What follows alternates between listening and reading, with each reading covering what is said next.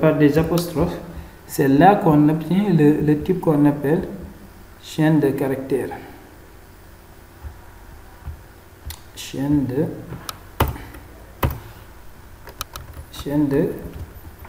de caractères.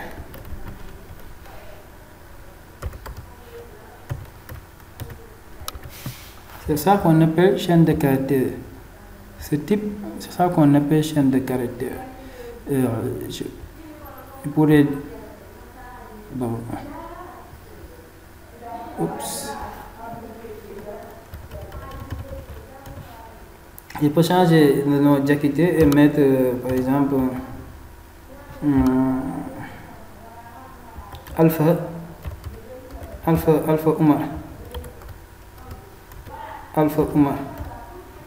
Oh, j'ai pris même Diakité qui est un nom. J'espère que vous comprenez. Prénom Alpha Oumar, par exemple, Alpha Oumar. Je prends le prénom Alpha Oumar. Et Alpha Oumar, c'est une séquence de caractères. C'est plusieurs caractères et on l'entoure par des apostrophes. On a le type d'objet qu'on appelle chaîne de caractères. Et n'oubliez pas, ici, entre Alpha et Oumar, il y a un espace. Il y a un espace.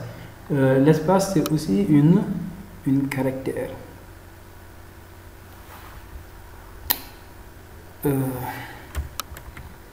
Et c'était le dernier type d'objet qu'on devait voir.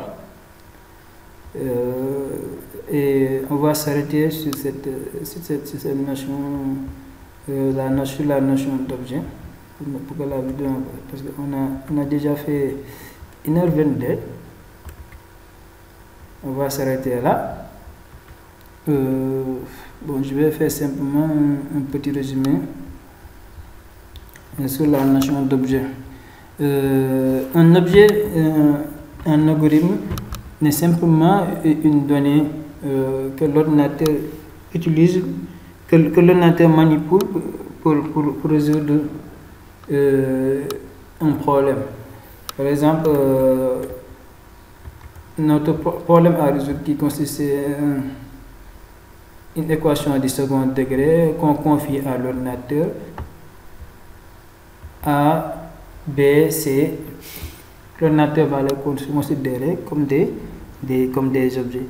Maintenant, comment représenter un objet? Pour représenter un objet, il faut donner à l'ordinateur son identificateur. Il faut donner à l'ordinateur l'identificateur de l'objet, sa valeur et son type. Maintenant, pour l'identificateur d'un objet, on a dit que c'est le nom de l'objet. C'est-à-dire, identificateur, le mot identificateur indique, comme le mot indique identificateur, ça permet d'identifier. Et on identifie un objet en lui donnant un nom.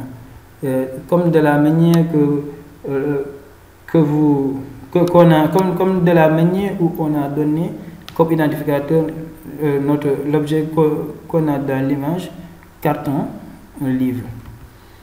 Maintenant, sur ce point, pourquoi vous voyez un tiré du 8 ici, à l'intérieur parce que ici, ils ont donné un exemple de première racine, l'identificateur de l'objet première racine, c'est-à-dire la solution de la résolution d'une équation. Les solutions, ce sont des données. Des données qu'on a besoin, des données importantes. Et on a dit qu'un objet, c'est une donnée. C'est pourquoi que les solutions de l'équation sont considérées comme des objets. Maintenant, première racine, c'est un objet de la résolution de l'équation ax au carré plus bx plus c. Et comme l'identificateur l'indique, première racine n'est rien d'autre que la première solution de la résolution de l'équation ax au carré plus bx. Maintenant, pourquoi utilise un tiré du 8? C'est-à-dire on ne peut pas écrire l'identificateur comme ça, première racine. On ne peut pas l'écrire comme ça, avec un espace. On ne peut pas l'écrire comme ça.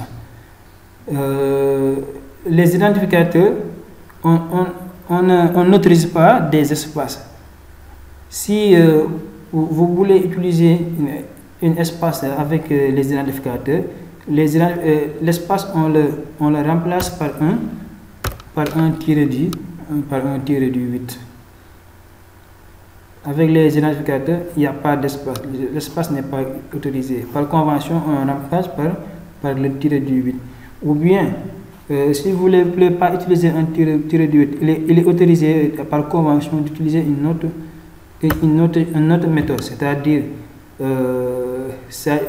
si vous voulez utiliser un espace, la lettre du mot qui suit, vous le mettez toujours en majuscule. Pour première racine, pour dire que ici, ça veut dire qu'ici il y a un espace. N'est-ce pas? Vous pouvez utiliser cette notation pour les identificateurs ou bien utiliser cette notation-là, la tirée du 8. Mais ça, le tiré du 8. Mais ça, cette notation-là d'un identificateur n'est pas autorisée. Il faut utiliser soit un tiré du 8 ou bien mettre la lettre R au majuscule. C'est ça seulement qu'on appelle un identificateur. Maintenant, la valeur d'un objet n'est rien d'autre que ce qui est à l'intérieur de l'objet, son contenu. Par exemple, ici, notre objet, par l'exemple de notre objet, la valeur de l'objet qui a comme identificateur carton livre n'est rien d'autre que ce qui est à l'intérieur, qui sont les livres. Donc, c'est les livres, la valeur de cet objet. Et aussi avec notre équation du second degré, l'exemple de l'équation du second degré, la valeur de l'objet A est 8, parce que notre exemple de cette équation secondaire qu'on a donné, c'est moins 8 qui est à l'intérieur de A. Si on compare ces deux équilibres, on peut dire que A est égal à moins 8 et B est égal à 2. Donc la valeur de B est 2, la valeur de A est moins 8. C'est ça qu'on appelle la valeur d'un objet. Maintenant, il y a ce qu'on appelle un genre d'objet.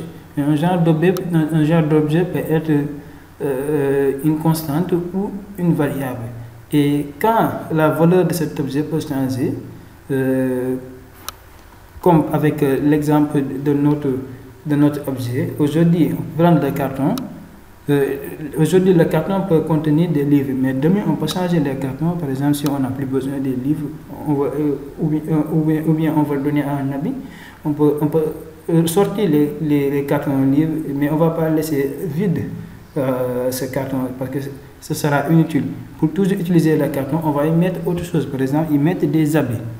Et là, si on met des habits, la valeur de cet objet va changer. Maintenant, on n'aura plus des livres à l'intérieur du carton, mais plutôt des habits.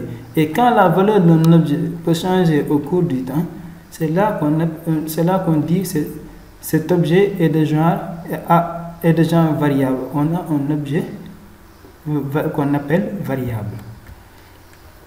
Une constante, on avait pris l'exemple de pi.